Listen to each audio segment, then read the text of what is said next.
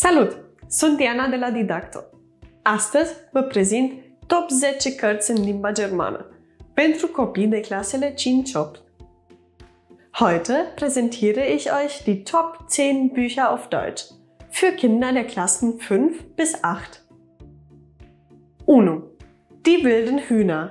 Găinile sălbatice de Cornelia Funke. Seria de volume ale bandei de fete Găinile sălbatice povestește aventurile celor 5 colegi de clasă, aflate în rivalitate cu gașca de băieți Pygmeii. Das erste Abenteuer der Reihe der Mädchenbande Die wilden Hühner erzählt Geschichten der 5 Kolleginnen, die Rivalen der Jungsbande, die Pygmäen sind. 2. Silber, das erste Buch der Träume.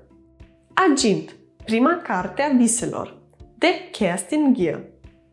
Este primul volum al trilogiei fantastice de Kerstin Gier, despre visele neliniștite și pline de mister ale personajului principal, Liv Silber.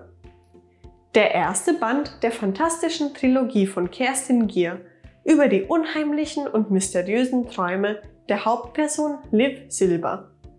3. Momo, de Michael Ende.